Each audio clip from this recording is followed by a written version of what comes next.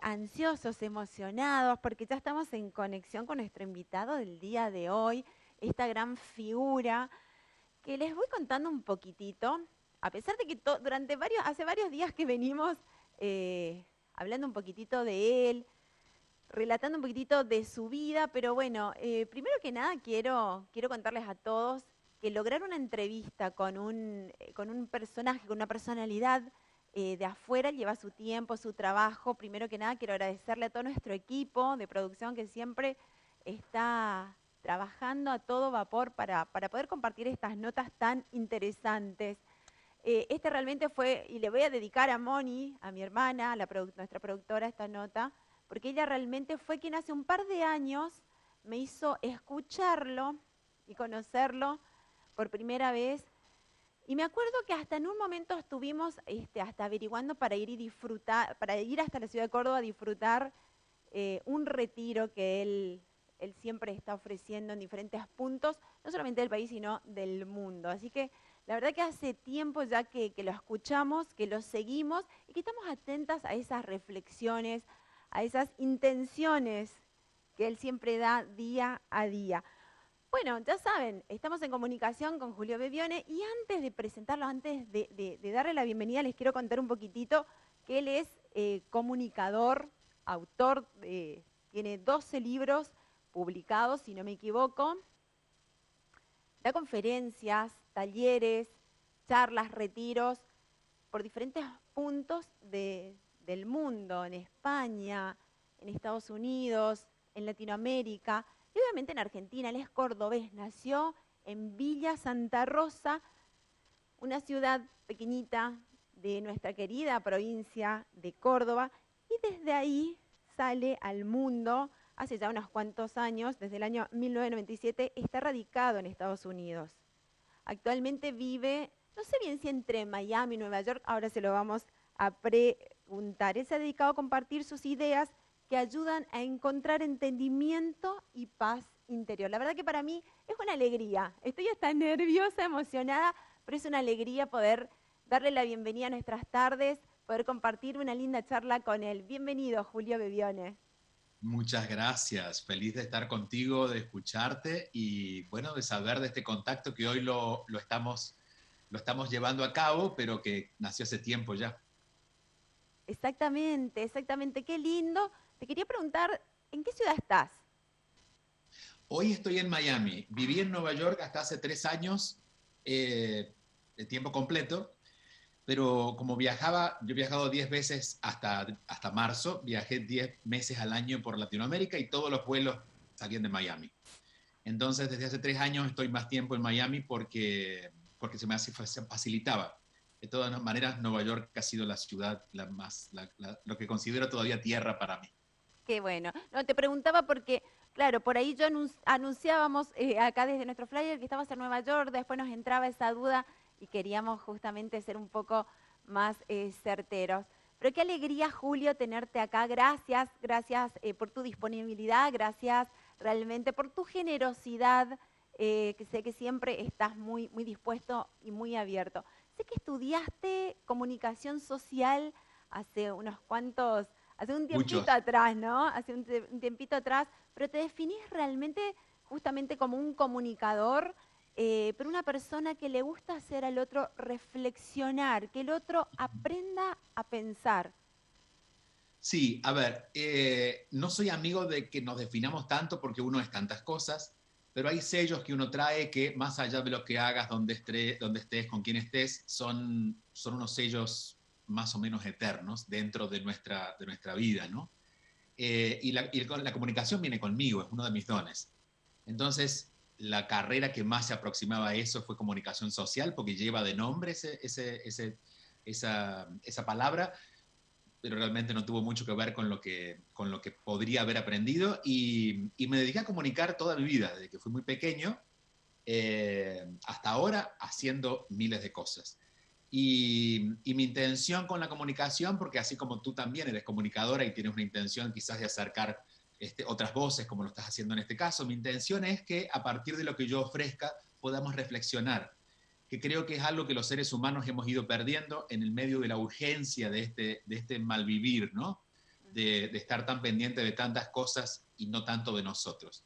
Entonces hay dos puntos donde yo trato siempre de hacer énfasis, y es que miremos hacia adentro, no nos perdamos tanto en el afuera, y cuando miremos hacia adentro no nos escapemos, tengamos tiempo para reflexionar, es decir, tomarnos un tiempo para tomar una decisión, preguntarnos si realmente eso que nosotros vamos a decidir tiene que ver con nosotros o no, si es realmente lo que queremos.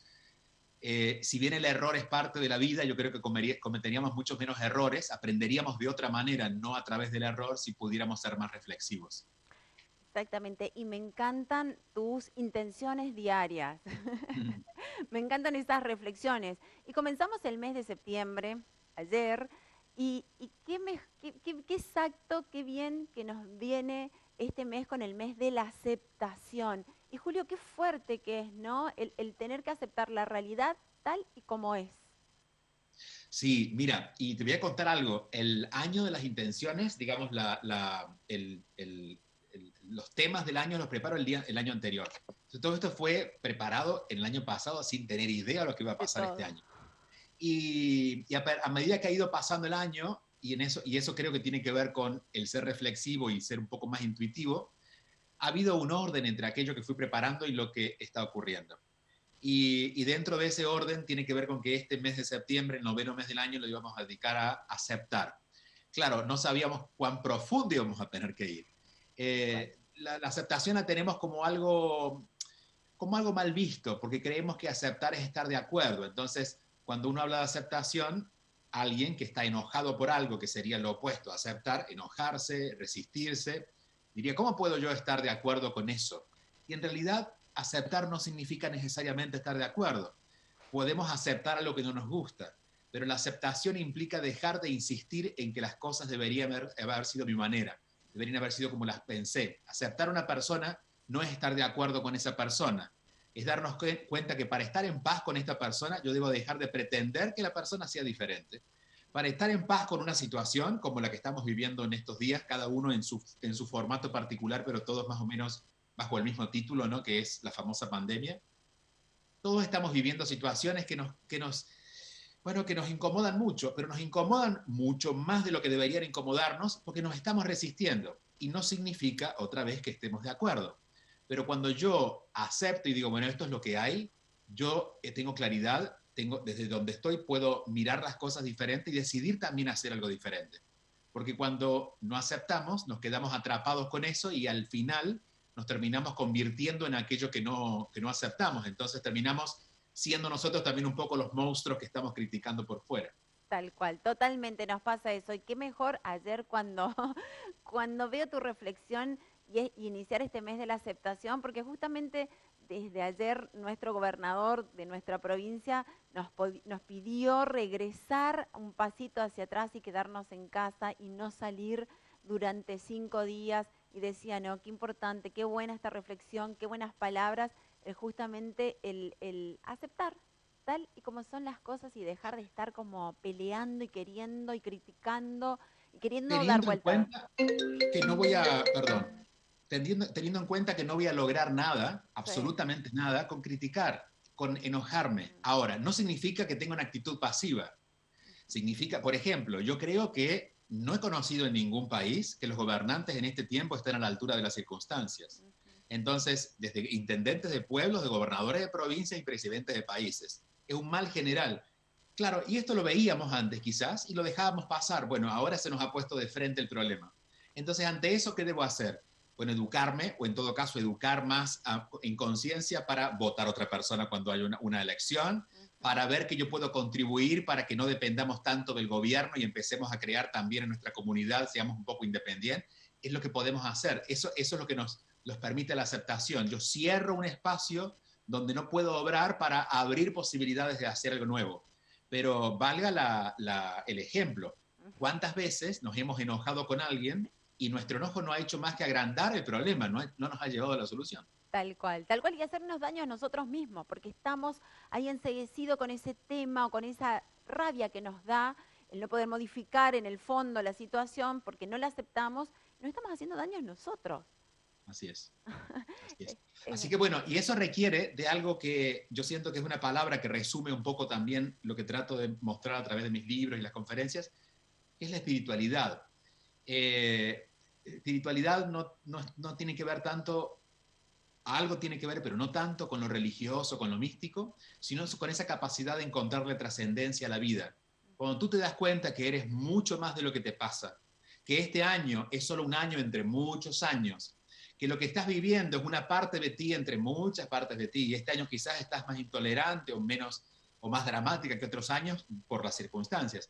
Pero cuando uno puede encontrar trascendencia en la vida, de alguna manera esa visión que tenemos acerca de las cosas va cambiando y ya no la vemos de frente para enfrentarnos, sino la vemos desde un lugar más lejano donde podemos elegir tomarlo o dejarlo, y si lo tomamos, cómo lo tomamos para no hacernos daño. Pero esa posición en la vida creo que requiere de un trabajo espiritual.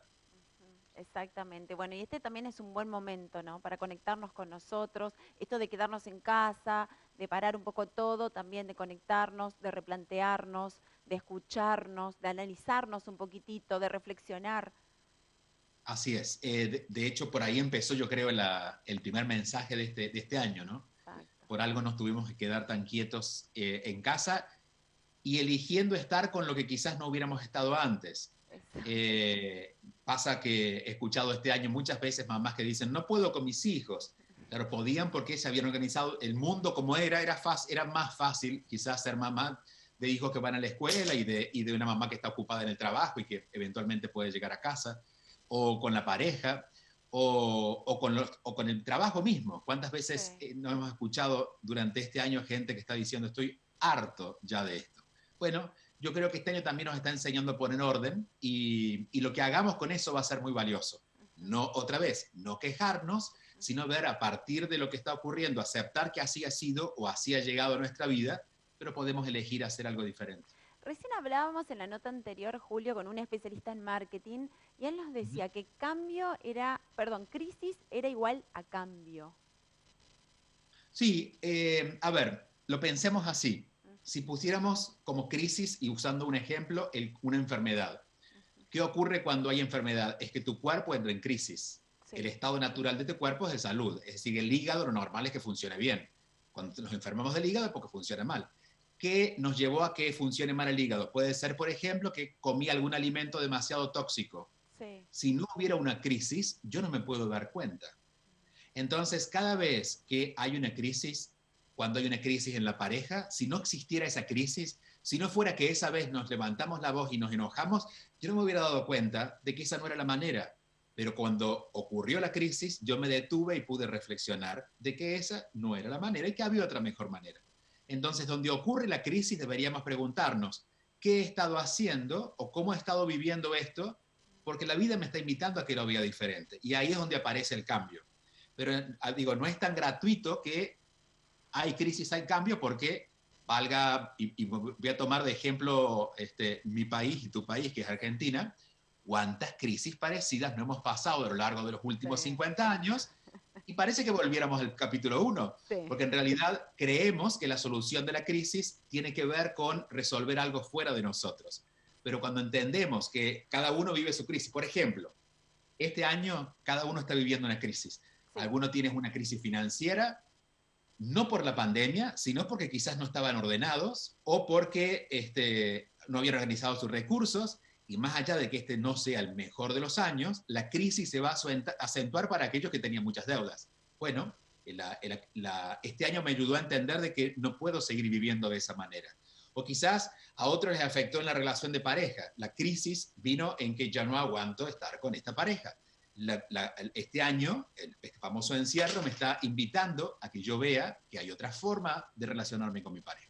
Entonces, siempre que haya crisis, va a terminar en un cambio si lo decido, pero antes debo asumir la responsabilidad de preguntarme qué es lo que me está pasando con esto, y luego, a partir de lo que me está pasando, qué es lo que puedo cambiar, corregir, transformar, dejar ir. Si no nos va a pasar como Argentina, que siempre vamos a estar rotando las mismas crisis. Nunca Y vamos a fíjate, evolucionar. y lo de Argentina es muy notable porque es casi como cada década, ¿no? Que uno más o menos repite historias. Sí, Algunos personajes cambian, otros se repiten, pero más o menos la historia es la misma. sí. Pero es una historia mundial. O sea, si vemos prácticamente, si nosotros agarramos trozos de historia y las metemos en otro, las metemos 1000 años atrás, vamos a ver que había cosas parecidas con otros contextos y demás, porque creo que los seres humanos todavía no hemos entendido que es la conciencia lo que tenemos que cambiar. Mm, Y no estoy hablando de nada muy etéreo, estoy hablando de lo que nos pasa a nosotros, nuestra propia conciencia. Es decir, la forma en que vemos la vida, ¿no? es- Por eso también invito a que siempre entremos en la reflexión. Porque si no, y aquí voy a usar una palabra brutal, pero embrutecemos. Una persona bruta es una persona que es torpe, que se lleva las cosas por delante, que habla y quizás falta el respeto sin darse cuenta, porque no ha habido reflexión.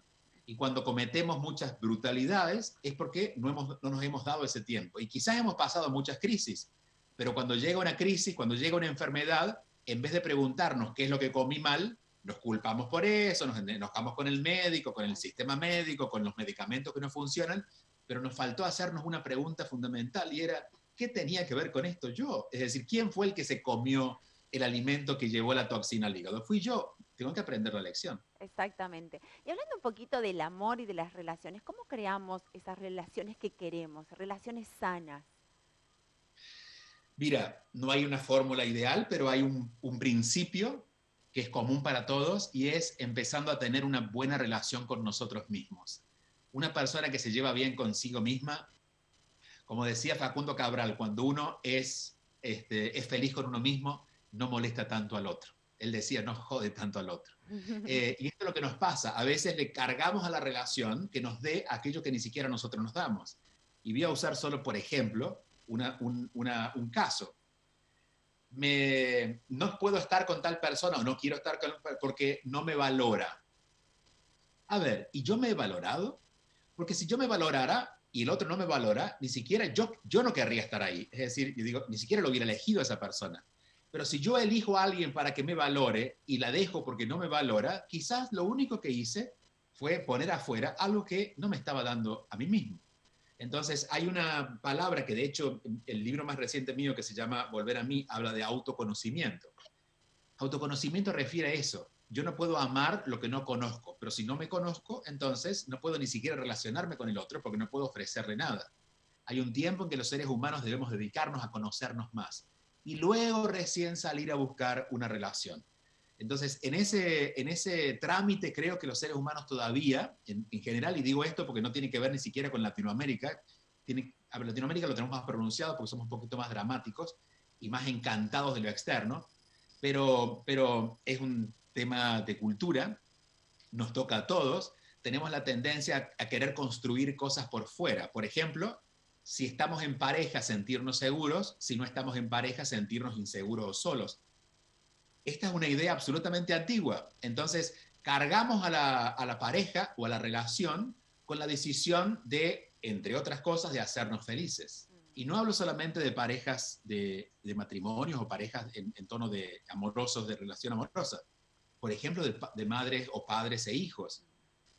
Cuando una mamá ha venido, y esto es normal que nos pase, esto no es una crítica, solo para darnos cuenta, cuando una mamá de una generación de la mía o hacia arriba, ¿no? Donde hemos venido incluso de padres que no han sabido amarnos mucho porque ellos tampoco entendieron lo que era muy bien ser amado o ser afectuosos, porque recibieron un tipo de amor que fue un poco raro para la Claro. época, ¿no? Muy miedoso, de retos, de castigos. Entonces, cuando, por ejemplo, nosotros somos hijos de esas madres o nosotros somos padres y tenemos esos hijos, cuando nace el hijo, nos sentimos tan bien que le damos la responsabilidad a nuestros hijos de hacernos felices. Y viene esta expresión de, es que él es mi felicidad, si le pasa algo a él, que nadie le diga nada. Entonces, claro, cargamos con esa responsabilidad a nuestros hijos de hacernos felices y queda pendiente el trabajo de la mamá o trabajo del papá. ¿Y qué ocurre?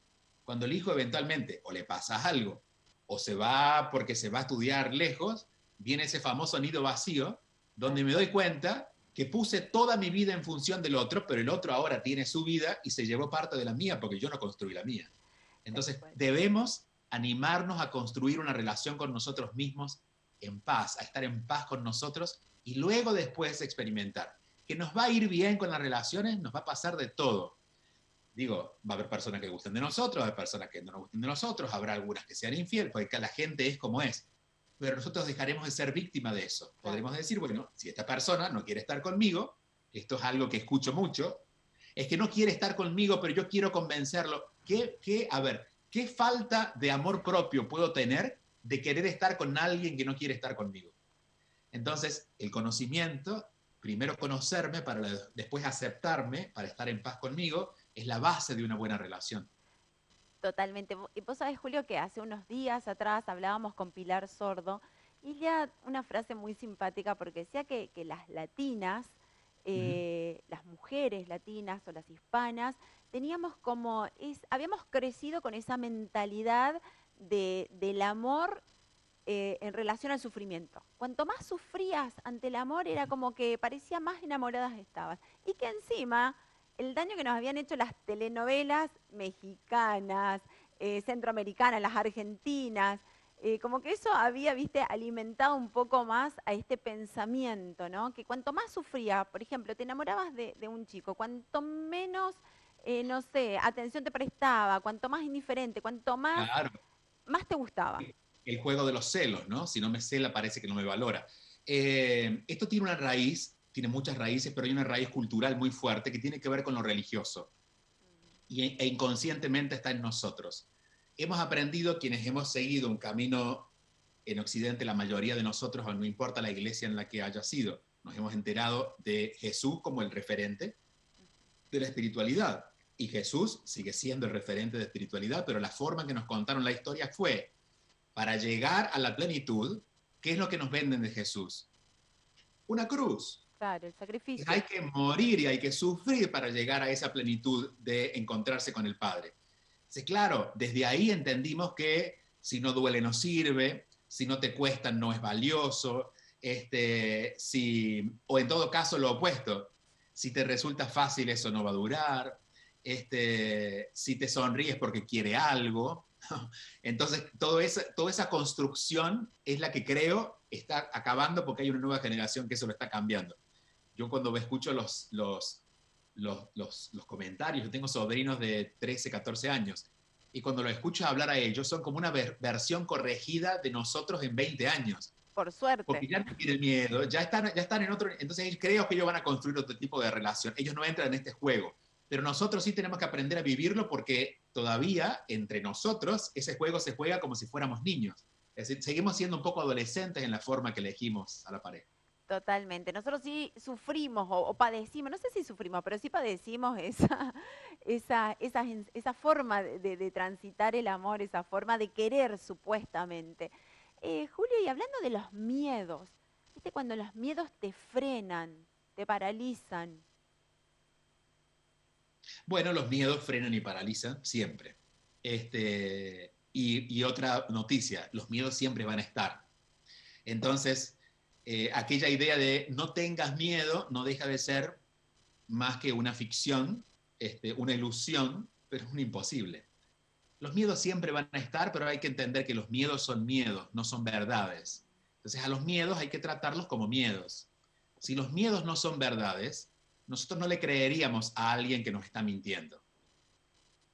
Sabemos que nos miente. De hecho, ni siquiera queremos discutirle. Cuando tenemos un amigo que nos dice una mentira, es amigo. Y decimos, bueno, está bien, sí, sí, sí. Sabemos que no es verdad, no discutimos, pero tampoco le creemos. Si alguien nos dice, ve para allá porque allá están regalando plata, uno dice, ay, sí, qué bien, pero uno no va a ir porque uno sabe la verdad. Bueno, los miedos son lo mismo.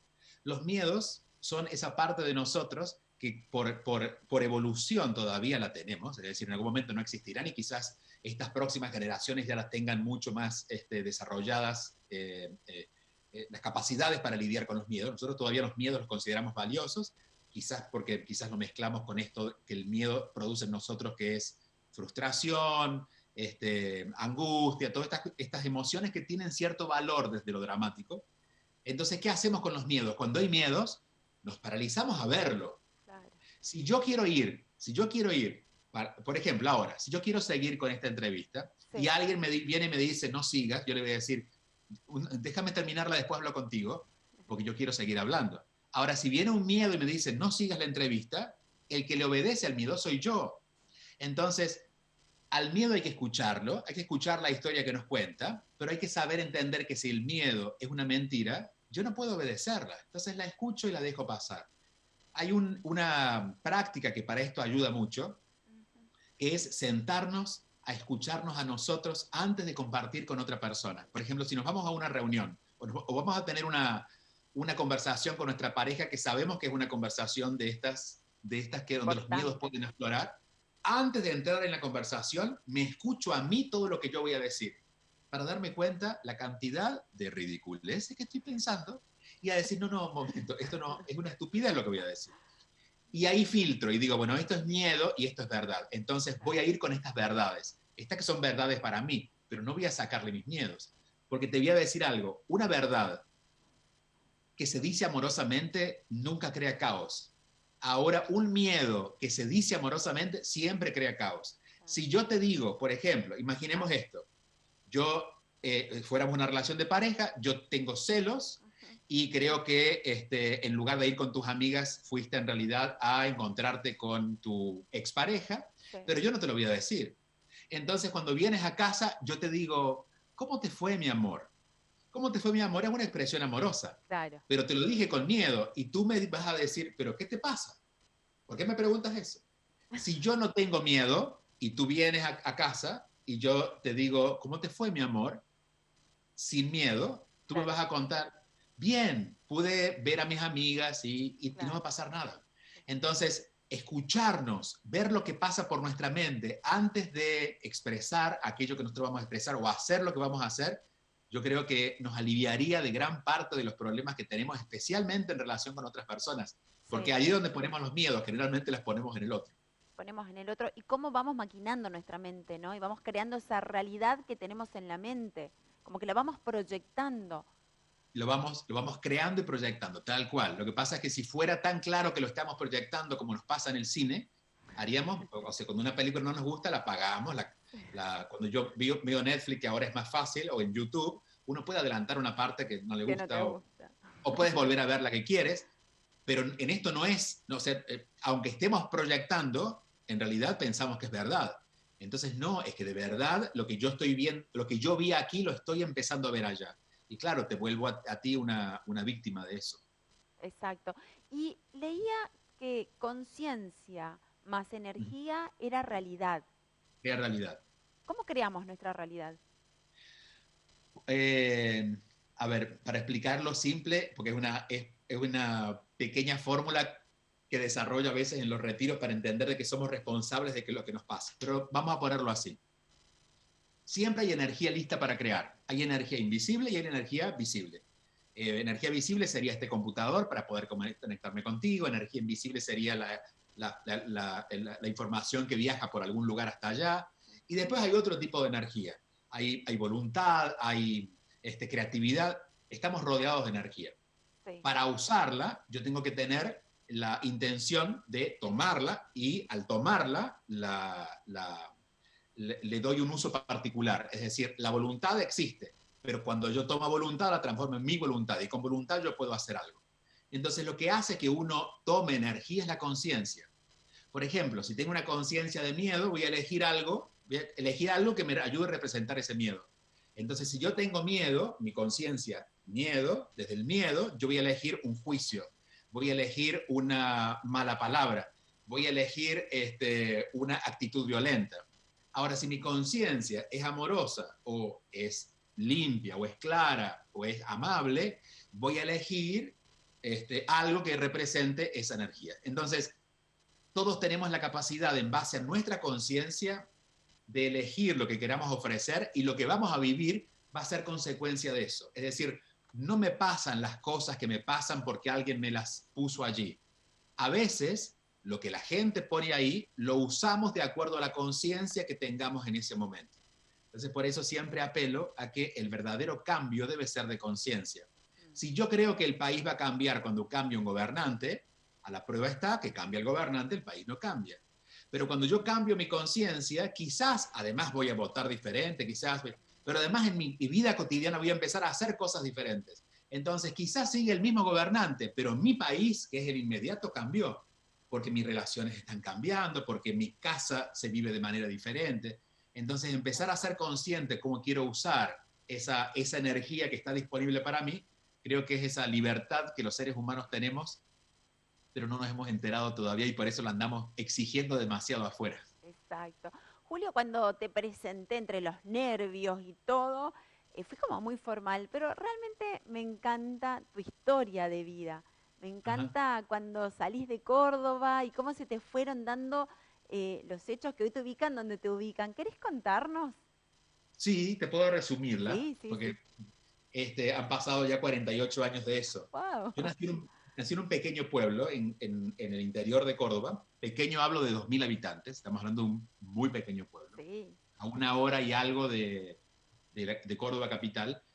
Y siempre tuve esta sensación de que el mundo era más grande de lo que mis ojos veían. Pero estamos hablando de 40 y pico de años atrás, donde no había ni siquiera televisión a color, donde para cambiar un canal había que levantarse y hacer clac, Hace- clac, clac, y uno veía cosas viejas, o sea, grabados. Claro, y no era Argentina, ni siquiera Córdoba, era un pueblo de Córdoba. Yo vivía en el campo. Entonces era muy difícil que yo pudiera ver por fuera lo que yo veía por dentro. Y bueno, empecé a mover y conseguí un trabajo a los 13 años. Con ese trabajo empecé a irme a Córdoba todos los fines de semana, a la capital. En resumen, a los 17 me fui a Madrid porque sentía bueno, que quería conocer un poco del mundo. Ni siquiera conocía Buenos Aires, pero me fui a Madrid. Siempre con este dinero que yo estaba ahorrando y con mis propios recursos. Eh, Había una curiosidad por la vida, un hambre de información que los libros no me habían dado. A ese punto yo a los 17 ya había leído un montón de psicología, me había metido en todas las religiones posibles, Wow. me había metido en grupos de gnosis, en el budismo, y había estado muchos años en la iglesia católica haciendo monaguillo, y me faltaba algo. Entonces cuando empiezo a explorar, y esto es tan importante que los jóvenes viajen, cuando empiezas a explorar a partir de la diferencia cultural con quien sea, otro idioma, otra forma de pensar, hay algo en nosotros que se rompe y comienza a abrirse. Y ya dejas de creer tanto en los libros para empezar a creer más en tu sabiduría. No es lo que los otros dicen, sino lo que tú sientes. Y de ahí se da una apertura a lo que yo consideré que era mirar la vida desde el interior, ¿no? Desde lo que hoy considero que es la espiritualidad. Da un poco de vuelta a la vida, termino viviendo en Estados Unidos a los 24 años. Aquí había, desde los años 80, una fuerte tendencia de lo que se llamaba psicología espiritual, que no era, obviamente, no era la psicología tradicional, no era un análisis de la personalidad, sino lo que trasciende la personalidad, lo que está después de la personalidad. Y eso era lo espiritual, no desde un lugar religioso ni místico, sino desde el estudio, así como se estudió el cerebro por un científico, había profesionales que estaban estudiando qué pasa con nuestra vida interna.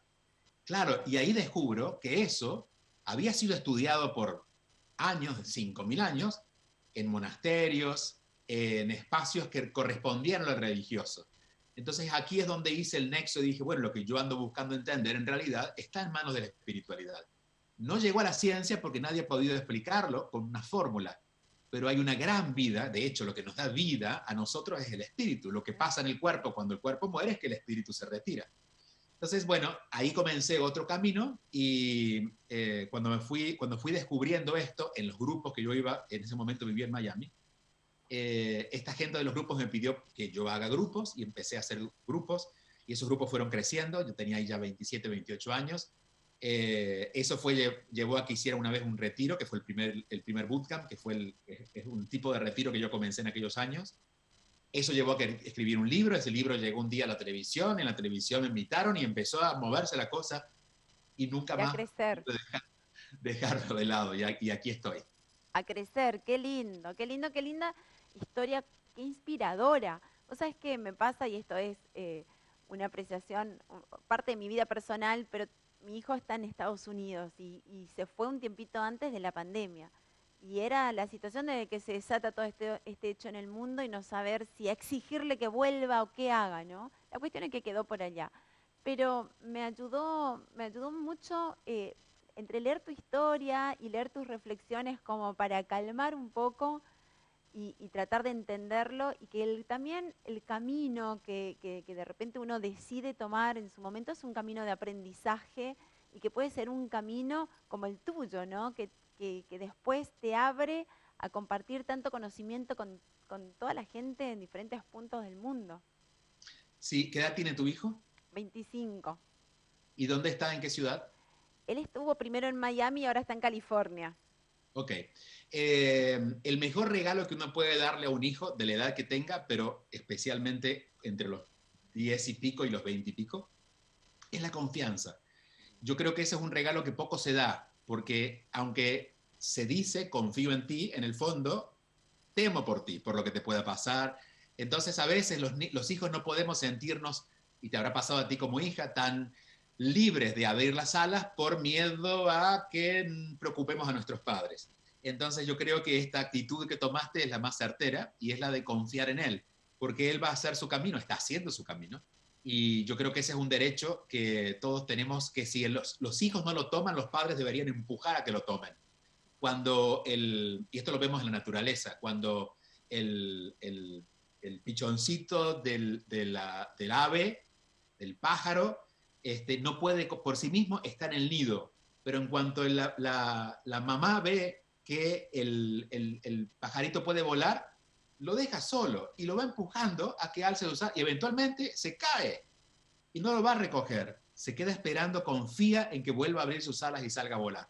Entonces yo creo que el regalo de la confianza, más allá de lo que le podamos dar a nuestros hijos, estudio, educación, de la forma en que querramos, el pilar, lo que yo he visto en mi experiencia, es que los hijos que han recibido confianza de sus padres son personas exitosas en todo el sentido de la palabra. Y los hijos que han recibido mucho de sus padres, mucho material, pero no han recibido confianza, son unos niños que todavía andan inseguros por la vida preguntándose qué hacer con su vida. Así que confío en que tu hijo está haciendo lo mejor. Sí, yo la verdad que siempre trato de mandarle mucha buena energía, mucha luz. Y te cuento que le dije, tenés que escribir un libro, tenés que escribir un libro con todas estas vivencias, le digo, porque estás atravesando un país extraño con 4 amigos más en medio de una pandemia, así que... Pero bueno, ahí está y voy a seguir tus consejos y voy a seguir dándole mi apoyo y la confianza que creo que es lo Y para mejor. tu tranquilidad, si hay un país, y esto lo veía yo este año, estoy pendiente de todo lo que pasa siempre en todos lados. Mis primeras 2 horas de la mañana son para ver noticias y enterarme qué pasa. Sí, Si hay un país donde, a pesar de todo, este no es el país perfecto, pero donde uno puede estar más tranquilo en esta época, es aquí. Así que, buenísimo. digamos, el país que eligió inconscientemente para pasar este año Sí, tiene dentro de todo tiene cierto orden. Y sí, creo que es fundamental para vivir en sociedad, ¿no? buenísimo, buenísimo. Julio, ¿y qué tenés proyectado? Vi en tu web que se vienen unos viajes, retiros, obviamente ya hablando del año que viene, hablando ya a fines de año. ¿Le podemos contar un poquitito a la gente? Sí, ha sido es el primer año en el que cuando me preguntan qué se viene el año que viene, siempre decía, bueno, este año tengo que decir muchas veces no sé, porque no sabemos. Claro. Lo que sí sé es que hemos proyectado, porque esto hay que hacerlo con tiempo, este año teníamos de hecho un proyecto de este año, que es el Camino de Santiago, que yo lo hago una vez al año con grupos, Sí, y lo teníamos para abril, lo pasamos para octubre y ahora lo pasamos para junio y finalmente creo que va a ser en junio del año que viene. sí. Entonces vamos a poder ir el año que viene a hacer el camino que es por el norte de España. Ujú. Los retiros de este año, ahora tenía un retiro en Nueva York y otro en Dominicana que van a quedar para el año que viene ya, o estamos buscando otro lugar porque los lugares que estaban no están habilitados. Estamos ahí. Yo creo que lo mejor que podemos hacer para el año que viene es estar pendiente de seguir las redes sociales y ver de qué va la cosa y dónde estamos, ¿no? Exactamente, exactamente. Y a estar pendiente si te venís para Argentina. Bueno, estaba previsto ir en abril, o sea, iba a ir en septiembre de este año, lo movimos para abril. Espero se dé, y si no será abril, será más adelante, pero con mucho gusto, sí. De hecho, allá están mis padres, y mi familia, y mis sobrinos, y mi hermana, entonces es siempre una vez al año paso por el país, pero cada vez que voy trato de hacer una conferencia en Buenos Aires, una en Córdoba, algún retiro o algo. Y la próxima acá en Corrientes. Y me han invitado, así que aunque sea una conferencia podremos hacerla, Qué ¿verdad? lindo, sí, nos encantaría. La verdad que estaría buenísimo. Y también vamos a invitar a la gente que te puede seguir a través de obviamente, de todas tus plataformas, pero también se puede suscribir. Sí, en juliobebione.com, que es mi web, ahí pueden suscribirse para tener siempre información. Y también tenemos una comunidad, que es un trabajo diario que tenemos somos más o menos 300 y pico de personas, y hacemos un trabajo grupal, no importa dónde estén. Claro. Pero si pasan por la página se van a enterar, que es juliobebione.com, mi nombre completo. Exactamente, y a través también de tus redes, @Bebione, donde te pueden escuchar todas las mañanas y arrancar el día con una reflexión, Con la famosa intención del día. con la famosa intención del día, que todos estos días estuvimos arrancando el programa compartiéndola para ir metiéndole a la gente un Ay, qué poquitito bueno, muchas gracias. sí, para meterlos en el tema y también, digo yo, es una linda costumbre, ¿no? Es como un lindo hábito eso de arrancar el día con una reflexión, con una intención y arrancar ya concentrándonos, conectándonos con nosotros, pensando en nuestros días, en lo que hacemos. Sí, enfocados. Una de las cosas que ha tenido este año es que pasan tantas cosas juntas que nos desenfocamos rápidamente. Entonces, como no podemos seguirle el ritmo a todo lo que pasa, al menos elijamos algo en que poner atención. Entonces, siempre, más allá de que sea la intención que comparto en redes o lo que sea, pero cuando nos levantemos por la mañana tengamos claro de para qué, esa es una buena pregunta.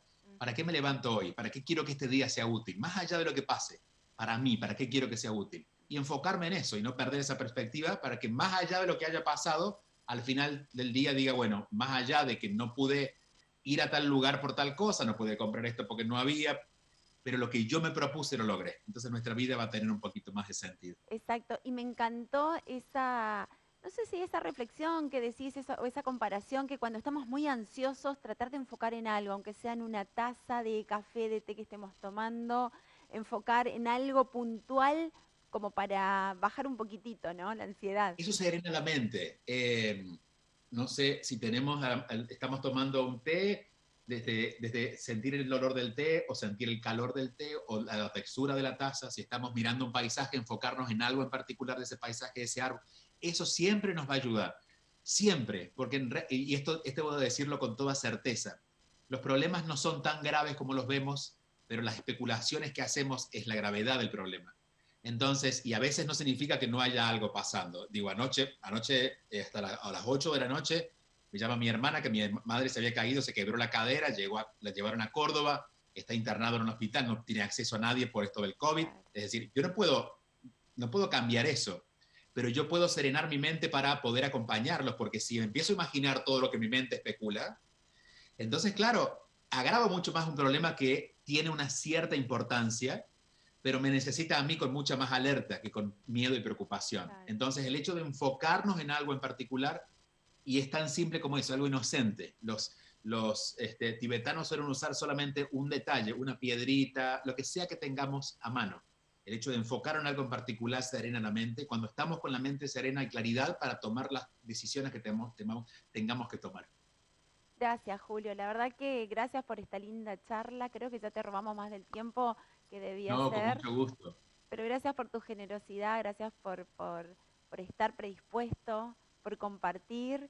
Y bueno, y espero que no sea la Gracias. primera vez, que estemos más en No, con contacto. mucho gusto. Y mira, de hecho tú no tienes el acento correntino tan acentuado, no sé si no eres de Corrientes. Viví en Córdoba, te cuento que la primaria es en Córdoba, viví varios años en Asunción, Paraguay, así que fui recorriendo. Yo tengo aquí en Miami un programa en la radio que sale los fines de semana que se llama Te Escucho y va en un podcast, lo pueden escuchar allá si van a mi página.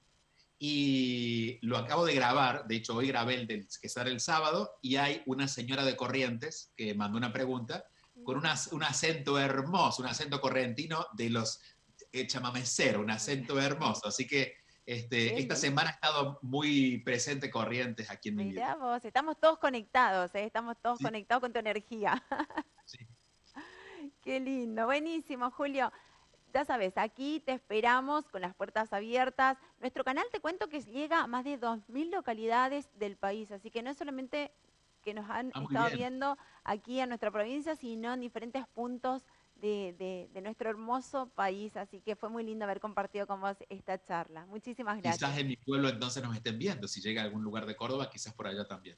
Llega a diferentes puntos del país, llega porque es un canal satelital, entonces los cables pueden bajar la señal y pueden Ah, muy disfrutar. bien, muy Sí, bien, muy bien. exactamente.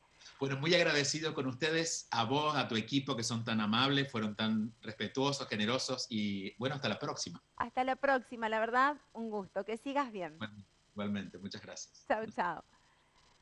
Wow, qué linda nota, qué linda charla, muy inspiradora, muy motivadora y espero que a todos ustedes que estuvieron ahí compartiendo con nosotros, con este gran hombre, con este gran escritor, conferencista, con este gran referente, bueno, hayan podido disfrutar de sus palabras, de sus reflexiones y como lo dice él, ¿no? Que los lleve a pensar un poquitito, a reflexionar y qué importante que es eso de autoconocernos, de enfocarnos en nosotros, sobre todo en estos tiempos, en estos días tan especiales. Nos vamos a ir a una pausa chiquitita y ya regresamos.